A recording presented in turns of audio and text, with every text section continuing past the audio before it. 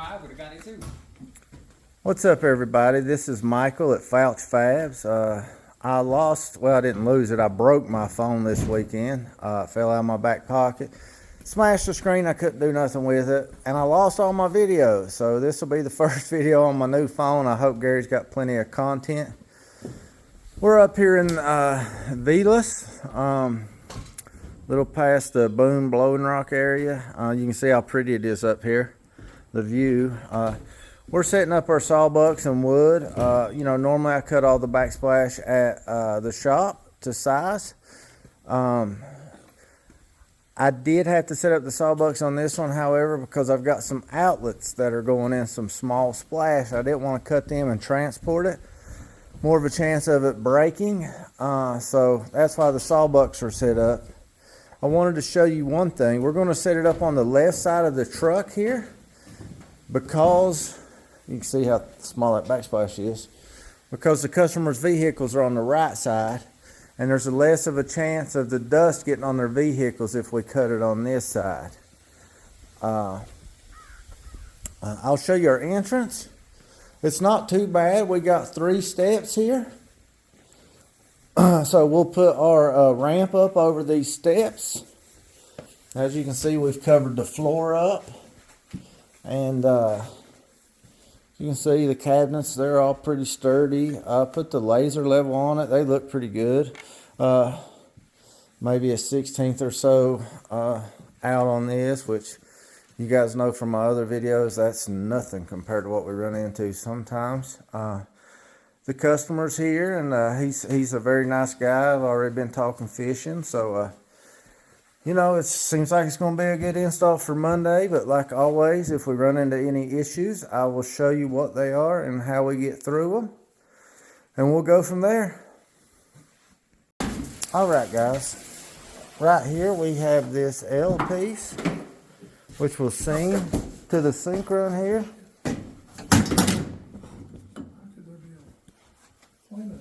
I hate it.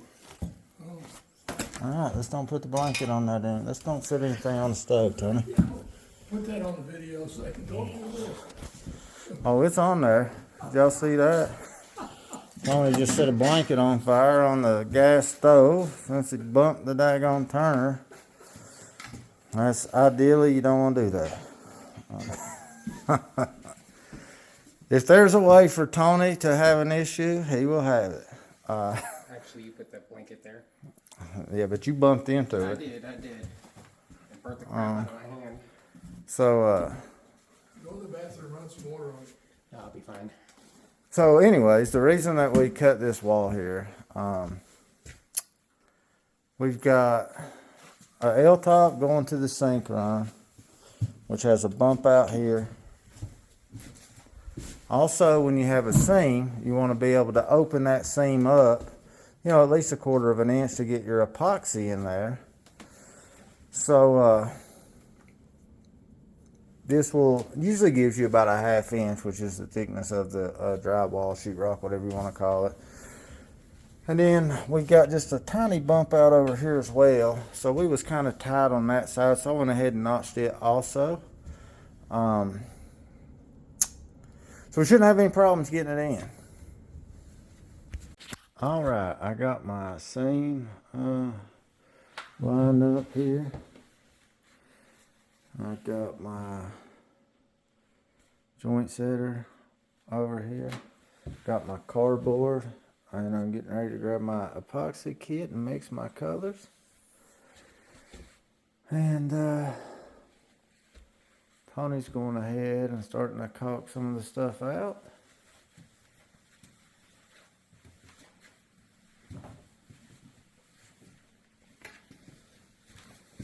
We're moving right along.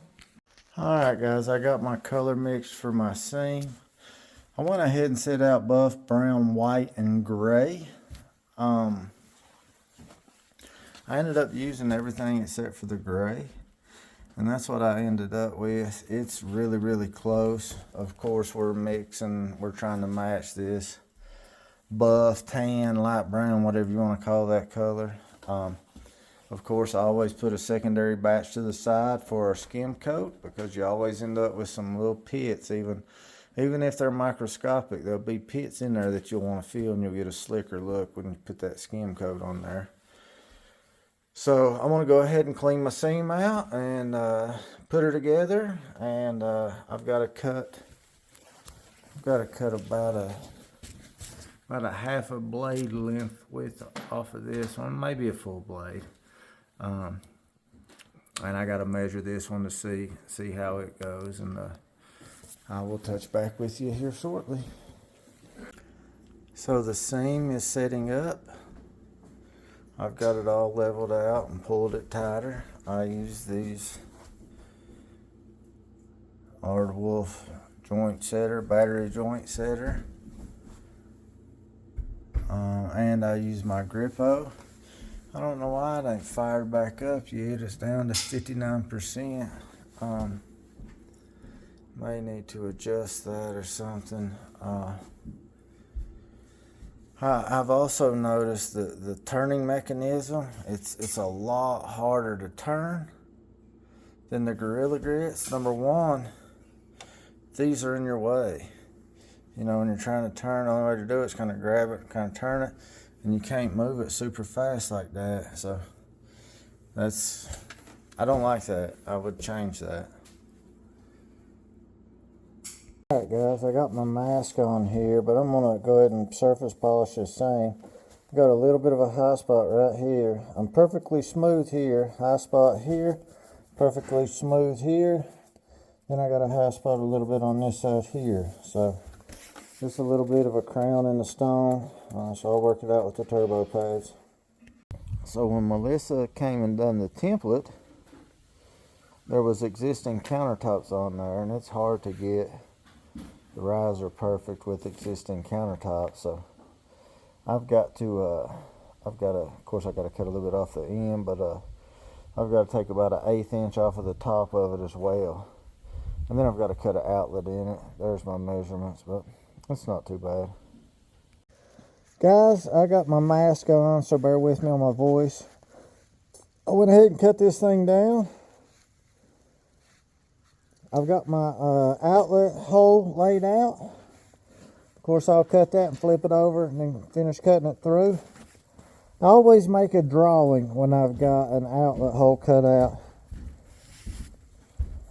And I always measure from the same side, left to right. I'm going to try to do a little short on this and have Tony film me. Alright guys, I got this seam finished surface polish. It's 100% smooth to the touch. I also put my secondary coat on there. I went with this kind of this reddish brown color here to kind of match the reddish in the stone, but the holes were so small you can't really see much of it, but it's in there, and it does make a difference. Even if you can't really see it, when it all goes together you can. And then of course I put my black spots in there with the Sharpie. So I think it turned out quite well. All right guys, we finished the job. It turned out very nice. I met with this customer at the shop and we kind of laid out the slabs together. Of course, in this Typhoon Bordeaux, the red or maroon or whatever you want to call that shade is the prettiest part of the stone. So, you know, this was their main area, and then the upper bar. So they wanted that red there, and I totally understand why now that I'm in their house. So I bookmarked this, you know, you can see it, and I even got some red up there in the raised bar. We had 2 slabs we was working with. We used a transparent beige silicone because that's what matched this best. And then we got as much red from that second slab as we could in this raised bar here. And then I tried to match everything up the best I could with the grain. So I tried to get some of the red here and coming down here. Of course, cut out the outlets in it. And then this piece is getting a cabinet over it, so he didn't really care about this piece because not much of it's going to be seen. And then we had the 2.5 inch backsplash there in the back, so kind of left the bottom off of the outlet and put the top on there because you see how you can still kind of see it underneath the window sill there. And then of course we caulked that out with the transparent beige silicone as well. The seams here, he and I looked at the seam, and by laying it out the way we did to get all the red in it and such, we couldn't quite match this perfect how the brother and sister needed to be, but we were able to get it as close as possible. If you see up here, it goes together quite well. Down here you got a little bit darker here and a little bit lighter here, but if you take a step back, you don't really see it, and I don't think anybody but he and I ever notice it. Also surface polished the seam, used 2 different colors of the epoxy, and then of course the Sharpie to put the black spots in it to match the black spots in the stone.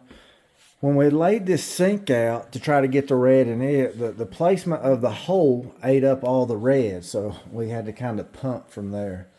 Of course, we put painter's caulk along the wall, that way they can, touch up paint and it'll look like the wall blends right into the stone, and then a transparent beige on the cabinet. The job turned out really well. The customers were very nice, and I'm going to get my after photos, and we're going to get out of here, guys. I appreciate y'all watching. If you have any questions or comments, feel free to leave it in the comments, and I'll do my best to answer it as long as you're nice about it. And I'll see you on the next one, guys.